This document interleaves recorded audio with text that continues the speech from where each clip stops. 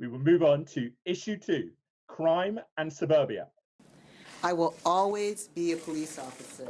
It's who I am. But ultimately, as I learned from a former boss, when you know it's time to go, you know it's time to go. Seattle Police Chief Carmen resigned this week, protesting what she said was, quote, the overarching lack of respect for the officers, the men and women who work so hard day in and day out, unquote. Best's resignation follows the Seattle Council decision to cut the police department budget by $4 million, or roughly 1%, a demand of liberal activists. The cuts follow weeks of Black Lives Matter protests. But amid spiking violent crime rates in major U.S. cities, Best's resignation adds another twist to the political debate over the future of policing in America. Evincing as much, President Trump on Wednesday suggested that Democratic policies on policing would encourage suburban women to vote for him. Polls suggest a majority of suburban female voters currently support Joe Biden. Eleanor, your thoughts on the Trump campaign's belief that perhaps crime and security will play into the president heading to November? Well, the president just didn't say suburban women would vote for him. He said suburban housewives would vote for him. There aren't that many women in suburbia these days who call themselves housewives. That's really retrograde. And then he added to that these suburban women like his policies, because if you elect Biden, you're going to get Cory Booker heading up policy.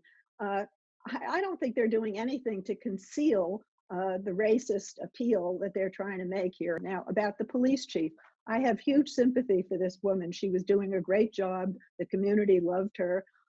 She felt that she could not take the funding cut that was proposed. The Black Lives Matter activists in that area also objected to the funding cut. They called it a performative act because it doesn't improve policing. If they'd said we're cutting the policing, but we're improving social services by this amount of money, we're going to set up adolescent counseling centers or whatever.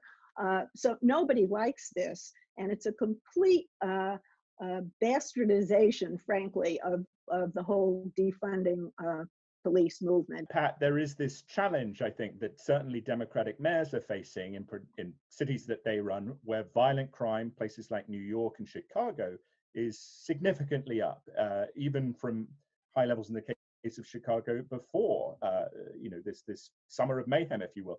How do you see it playing out politically? Well, first, I think defund the police is sort of self-explanatory to me. Maybe there's some subtle meaning in there. But let me say this, Tom. There are two forms of violence and crime that have suddenly sort of coalescing together. The first is like what happened in Washington, D.C., where at a block party, 20 people are shot to death by 4 shooters coming in. It's things like these massacres that occurred, like Chicago with the dead, like New York have got more dead up there this by August 5th than they had all of last year. That's one. And all of this going on at 2.5 months after George Floyd died. What is happening now is you're getting a rising public reaction. There was a story this morning in the Post, Richmond and the Black community around the Robert E. Lee statue. They said, cut it out. Stop every night for breaking windows, destroying things, looting. You're destroying the community we live in. And people are getting fed up and sick of this. Now, 2.5 more months of that, I think law and order and crime are going to be the kind of issue they were in 1968. First of all, crime is up in Republican cities too. I will point that out. I'm happy to go over after the show, give you the statistics. Crime is up everywhere this summer, largely because of the pandemic, but also because of some internal problems. Chicago's problems, which I've written quite a bit about, are indeed manifest, and a lot of it is really internal. There is a push to get more law enforcement, but also a push to get more social services. What do our kids do when they get home from school? What do these folks do when they get out of prison, where they've been held, perhaps it's because they couldn't make bail? People who live in cities have already made the concession that they will pay more taxes, and they don't mind that. However, we expect for our children to get good public education, in person preferably. We expect law enforcement to protect public safety and private property, and we expect social services to go to getting the homeless the help they need. That process has completely broken down in American cities, and as a result, you're going to get a lot of white flight. It's inevitable. I'm hearing about it in Los Angeles. I'm hearing about it on the Upper West Side.